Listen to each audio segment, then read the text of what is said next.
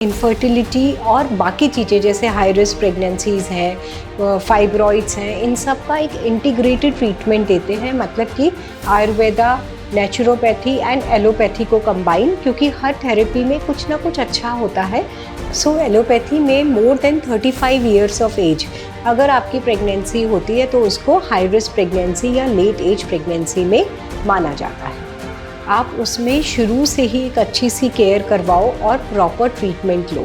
तो ये जानना बहुत ज़रूरी है कि लेट एज प्रेगनेंसीज़ में प्रॉब्लम क्या होती है और उनको हाई रिस्क क्यों माना जाता है। तो 35 के ऊपर लेडीज़ का ब्लड प्रेशर बढ़ने के चांसेस बहुत ज़्यादा हो जाते हैं। वो उनको भी अपना करियर देखना होता है, अपनी पढ़ाई देखनी होती है, जॉब देखना होता है और उसके बाद वो शादी करते हैं। तो आजकल average age has move to 28, 29, 30, 31।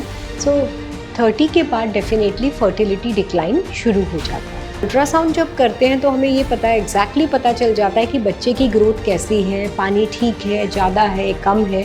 तो इसलिए प्लीज़ अल्ट्रासाउंड से ना डरें और अल्ट्रासाउंड फ्रिक्वेंटली कराएं, तो उससे फिर आप अपना वेट भी कंट्रोल कर सकते हो। क्योंकि अगर बेबी सही ग्रो कर रहा है तो आपको बहुत ज़्यादा खाने की ज़रूरत नहीं है।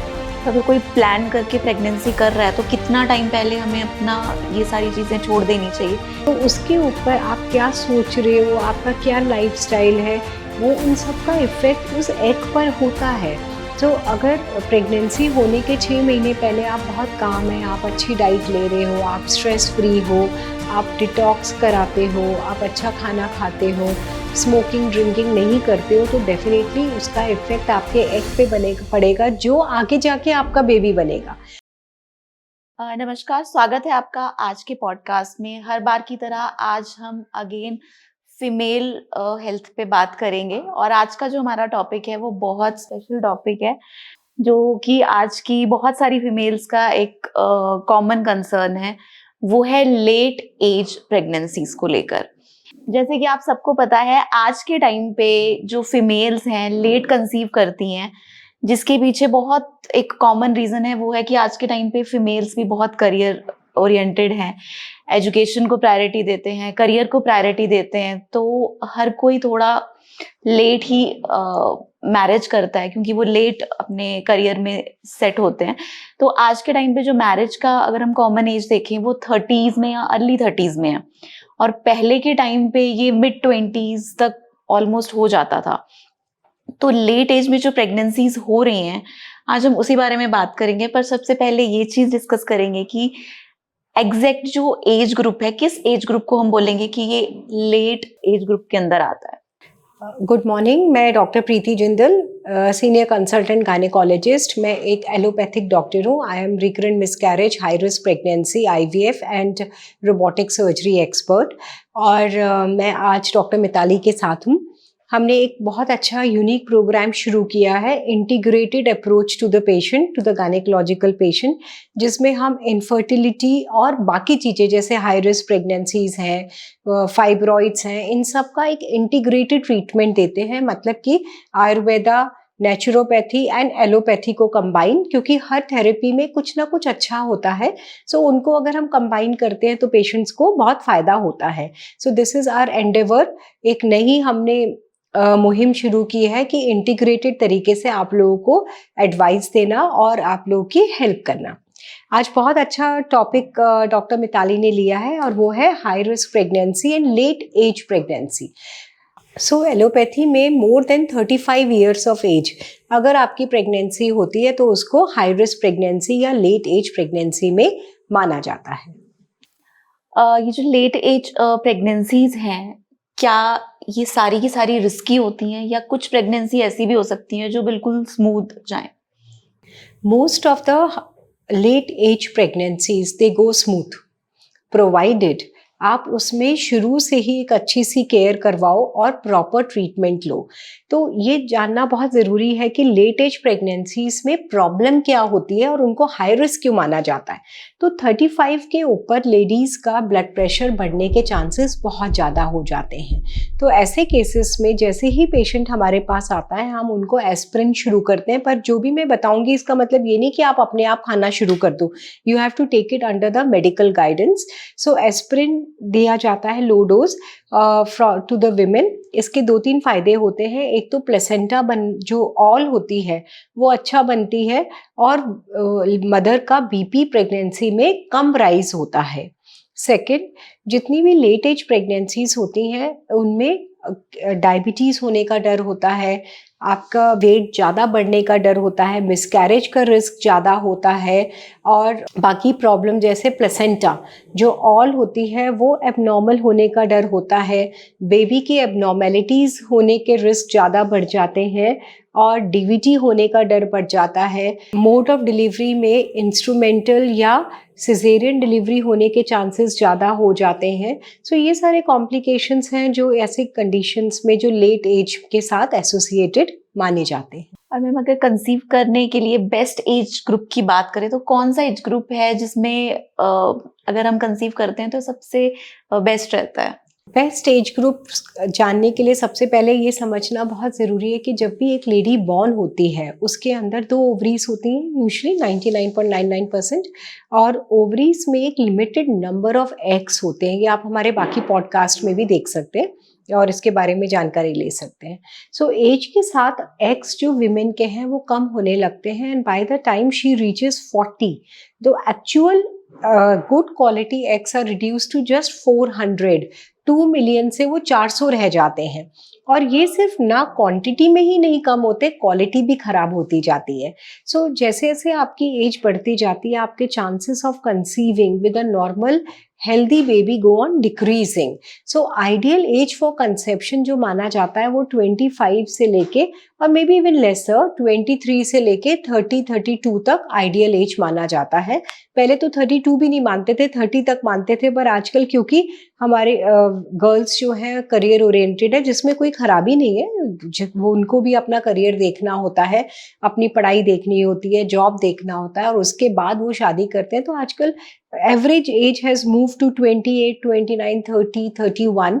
सो 30 के बाद डेफिनेटली फर्टिलिटी डिक्लाइन शुरू हो जाता है। अगर कोई फीमेल लेट एज में कंसीव करती है तो उनका जो एएनसी पीरियड होता है, एंटीनेटल केयर का जो पीरियड होता है, उसमें क्या क्या प्रिकॉशंस हमें एक्स्ट्रा लेने पड़ते हैं, या क्या इन्वेस्टिगेशंस, क्या प्रिवेंटिव मेजर्स हमें ज़्यादा ध्यान में रखने होते हैं? तो जैसे ही वो लेडी कंसीव करती है, फर्स्ट ऑफ ऑल उसको बहुत मुबारक कि उसको बिना किसी ट्रीटमेंट के she has conceive, which itself is a very good thing. पर हमारा अभी जर्नी शुरू हुई है, काम ख़त्म नहीं हुआ है, क्योंकि बहुत सारे लोग ये सोचते हैं एक बार प्रेगनेंसी हो गई तो बस हो गया। नहीं, जब तक आपके हाथ में लाइव हेल्दी बेबी नहीं आता है तब तक आपकी जर्नी इनकम्प्लीट है।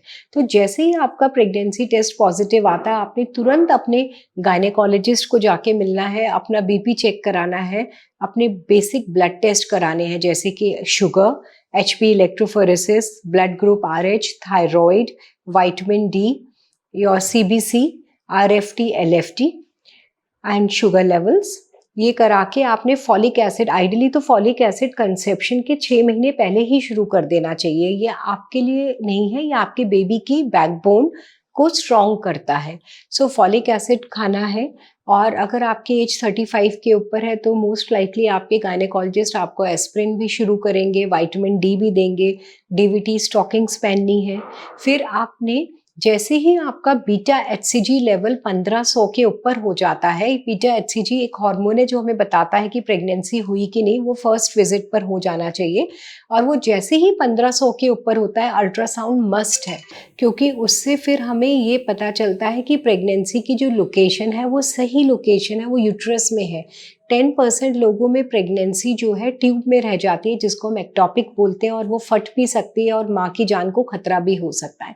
तो इसलिए फर्स्ट स्कैन जैसे ही बीटा HCG 1500 होता है या आपकी प्रेगनेंसी 5 वीक्स की होती है, ज़रूर होना चाहिए।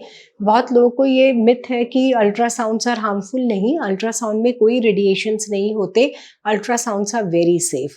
तो स्कैन कराना है, और फिर नेक्स्ट स्कैन होना चाहिए हार्ट बीट चेक करने के लिए। देन 11 हफ्ते पर आपका एक अल्ट्रासाउंड होता है एंटी स्कैन, जिससे हमें ये पता चलता है बच्चे की गर्दन की थिकनेस कितनी है। तो उससे डाउन सिंड्रोम जो एक एबनॉर्मेलिटी है उसको रूल आउट करने में 83% चांस मिलता है कि उसकी सेंसिटिविटी होती है।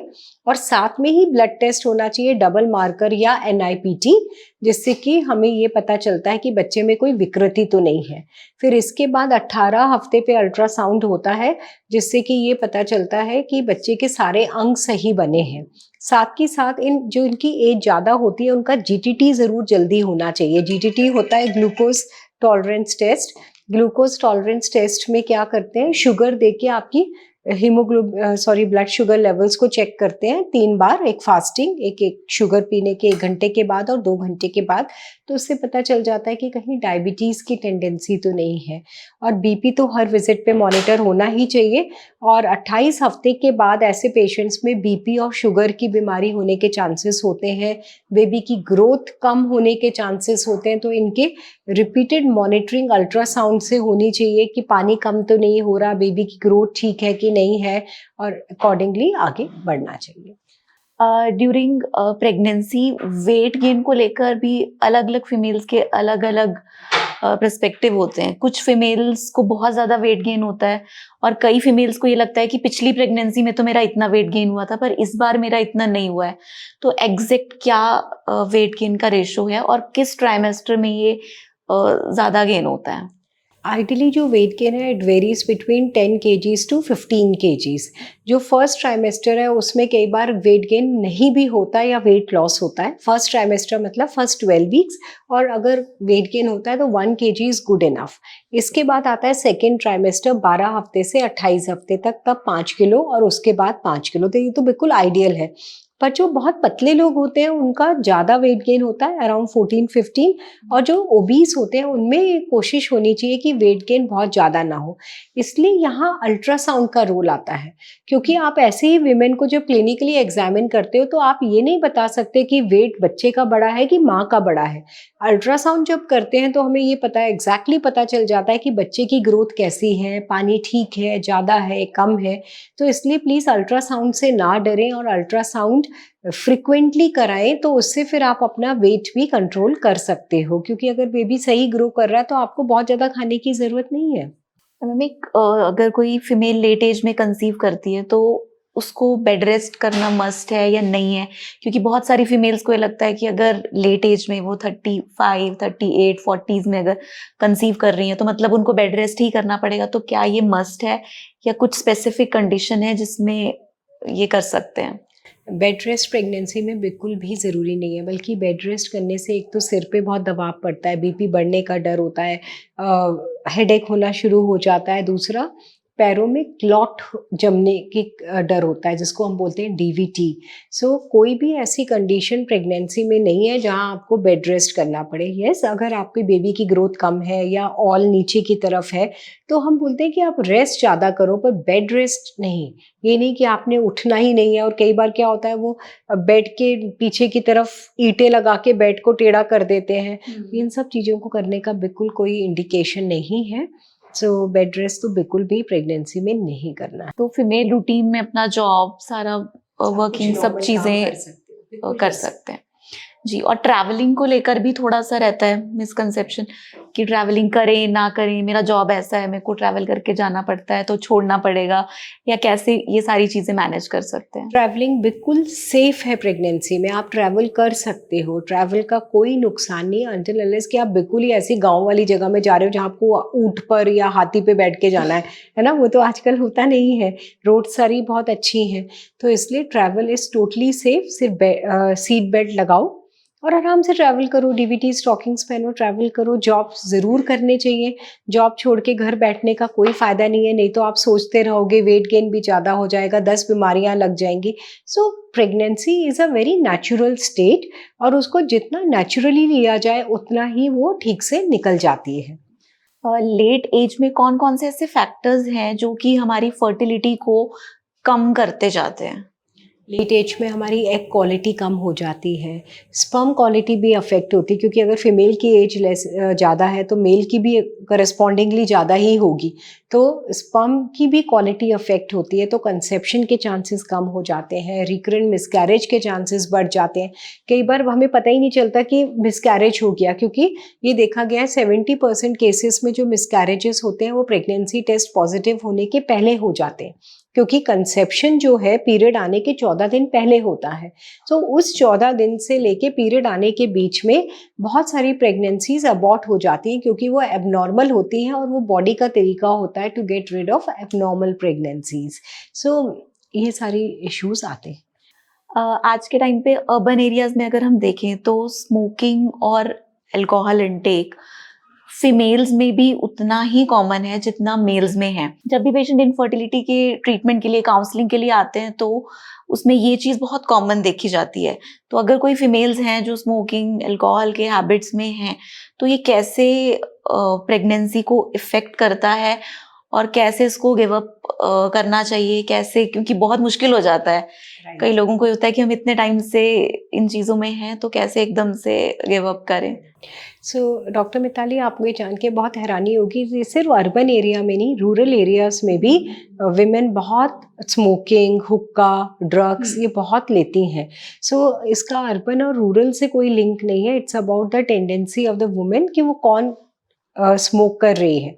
स्मोकिंग बहुत हार्मफुल होता है, क्योंकि उसमें जो निकोटीन होता है उससे एक तो आपकी इनफर्टिलिटी के चांसेस बढ़ जाते हैं, एग की क्वालिटी और स्पर्म की क्वालिटी दोनों ही बहुत ख़राब हो जाती हैं। सेकंड, प्रेगनेंसी हो तो अबॉर्शन का रिस्क बढ़ जाता है। तीसरा, प्लेसेंटा जो बनता है वो एबनॉर्मल बनता है, बेबी की ग्रोथ अफेक्ट होने का डर होता है। और अगर आप बहुत ही ज़्यादा स्मोक करते हो तो बेबी में एबनॉर्मेलिटीज़ भी होने का डर होता है। फिर आगे जाके प्लेसेंटा फटने का डर होता है, जिसको हम बोलते हैं एब्रप्शियो प्लेसेंटा। ब्लीडिंग का रिस्क बढ़ जाता है, और डिलीवरी के बाद पीपीएच का भी रिस्क बढ़ जाता है, मतलब यूट्रस कॉन्ट्रैक्ट नहीं करता और ब्लीडिंग ज़्यादा होती है। So smoking is a very very harmful thing which every woman should avoid. तो अगर कोई प्लान करके प्रेगनेंसी कर रहा है तो कितना टाइम पहले हमें अपना ये सारी चीजें छोड़ देनी चाहिए? कितना टाइम पहले थोड़ा अपने लाइफस्टाइल में चेंज? आइडियली 6 मंथ्स प्रायर आपने ये सब कुछ छोड़ना है, फ्रूट्स वगैरह लेने हैं, आपकी आयुर्वेदिक हेल्प ले सकते हो in planning the diet, detox करा सकते हो अपने आप को।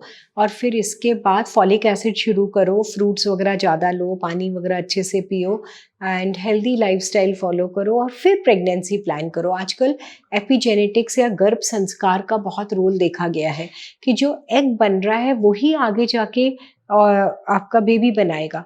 तो उसके ऊपर आप क्या सोच रहे हो, आपका क्या लाइफस्टाइल है, वो उन सब का इफ़ेक्ट उस एग पर होता है। तो अगर प्रेगनेंसी होने के 6 महीने पहले आप बहुत काम है, आप अच्छी डाइट ले रहे हो, आप स्ट्रेस फ्री हो, आप डिटॉक्स कराते हो, आप अच्छा खाना खाते हो, स्मोकिंग ड्रिंकिंग नहीं करते हो, तो डेफिनेटली उसका इफ़ेक्ट आपके एग पे पड़ेगा, जो आगे जाके आपका बेबी बनेगा। और ना सिर्फ आपके प्रेगनेंसी के टाइम पे भी आप जो कुछ सोचते हो वो आपके, अगर आपका जो बेबी है उसके भी एग और स्पर्म्स पे अफेक्ट करता है, जो आगे आपकी आगे वाली पीढ़ियों को अफेक्ट करेगा।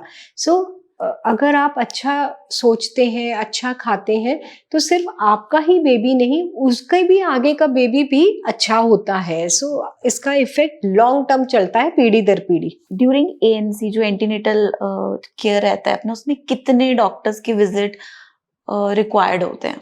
देखो, मिनिमम 3 to 5 विजिट्स तो होनी चाहिए, पर टोटली डिपेंड। अगर हम हाई रिस्क प्रेगनेंसी की बात करते हैं तो 10 से 15 विजिट भी ज़रूरत पड़ती है। अगर आपकी ग्रोथ ठीक नहीं हो रही बेबी की, या आपका बीपी बढ़ रहा है, तो इससे ज़्यादा हर हफ्ते भी देखना पड़ सकता है। सो इट टोटली डिपेंड्स, ऐसे कोई फिक्स नंबर नहीं है। अगर आपका सब कुछ ठीक चल रहा है तो 1-1 महीने के बाद जाके तो दिखाओ कम से कम। अगर सब कुछ ठीक नहीं चल रहा तो हो सकता है आपको, कई बार तो हम पेशेंट जिनकी ग्रोथ बहुत कम है और अभी वो सपोज 26 हफ्ते हैं, पानी ऑलमोस्ट खत्म हो रहा है, तो उनको हम सुबह शाम भी अल्ट्रासाउंड करके खींचते हैं कि 28 हफ्ते तक पहुंच जाए और बच्चे को बचा लें। सो ऐसे कोई लिमिटेड नंबर नहीं है, पर आपको समझना है कि आपको टेटनस के 2 injection, DT and TDAP, influenza inactivated ज़रूर लगवाना चाहिए प्रेगनेंसी में। और आपने अपनी, अगर आप रूरल एरियाज़ में हैं तो अपने एएनएम और आशा वर्कर के साथ रजिस्टर करिए, आपको फ्री में आयरन कैल्शियम मिलता है, बहुत सुविधाएं सरकार देती है, उनको अवेल करिए। और अगर आप अर्बन सेंटर्स में हैं तो आप अच्छे हॉस्पिटल में जा सकते हैं और अपनी एंटीनेटल केयर करा सकते हैं। प्रेगनेंसी को कभी भी लाइटली मत लीजिए, चाहे वो हायर एज पर है या यंगर एज पर है। कौन सी प्रेगनेंसी कब बिगड़ जाए नहीं पता चलता। Pregnancy, I always say, is a second birth of a woman and you should take care of yourself and your baby in pregnancy. तो जैसे आपने देखा, आज हमने बात किया कि लेट एज प्रेगनेंसी क्या होती है, क्या-क्या इसमें कॉम्प्लिकेशंस आ सकती हैं, कैसे इसको हम स्मूथली मैनेज कर सकते हैं। तो बहुत सारे दर्शक हमारे जो हमसे अभी ट्रीटमेंट ले रहे हैं, काफ़ी कंसीव भी कर चुके हैं और काफ़ी हमारे साथ कंटिन्यू टच में भी हैं। तो चाहे आपका लेट एज में प्रेगनेंसी है, चाहे अर्ली एज में है, आपको अपनी केयर तो खुद ही करनी है। तो हमारे यहाँ पे आप इंटीग्रेटेड सिस्टम के थ्रू, यानी कि आयुर्वेदा, एलोपैथी, नेचुरोपैथी, एक हॉलिस्टिक तरीके से अपनी जो प्रेगनेंसी है उसको स्मूथली आप आगे कंटिन्यू कर सकते हैं। और प्रेगनेंसी प्लान करने से पहले आप अपना डिटॉक्स करवा के, डाइट के थ्रू पंचकर्मा थेरेपीज, आप डिटॉक्स करा के एक स्मूथ प्रेगनेंसी की जो जर्नी है उसे अचीव कर सकते हैं। तो अगर आप भी प्रेग्नेंट हैं या प्रेगनेंसी के लिए ट्राई कर रहे हैं या इनफर्टिलिटी से कहीं ना कहीं जूझ रहे हैं, या कोई भी इन जनरल फीमेल रिलेटेड कोई भी इश्यूज आपको हैं, तो आप नीचे दिए गए नंबर्स पे या नीचे दिए गए चैट बॉक्स में अपनी प्रॉब्लम हमारे साथ शेयर कर सकते हैं। तो हमारी टीम आपसे कनेक्ट करेगी और जो भी पॉसिबल सोल्यूशन होगा उस पर हम बात करेंगे। और ऐसे और बहुत सारे इनफर्टिलिटी रिलेटेड और विमेन हेल्थ पे हमारे बहुत सारे पॉडकास्ट आपको इस चैनल पे मिलेंगे। और ऐसी ही और प्रॉब्लम्स के बारे में जानने के लिए आप हमारे वीडियोस देख सकते हैं। और आप ऑनलाइन कंसल्ट भी कर सकते हो। कोई चीज़ आपको नहीं समझ में आ रही तो पूरे इंडिया से और बाहर से लोग मुझसे ऑनलाइन कंसल्ट करते हैं, तो इन नंबर्स पे आप कॉल करके मेरे साथ ऑनलाइन कंसल्टेशन बुक कर सकते हो। Have a safe motherhood, have a safe delivery and healthy baby. Thank you so much. नमस्कार।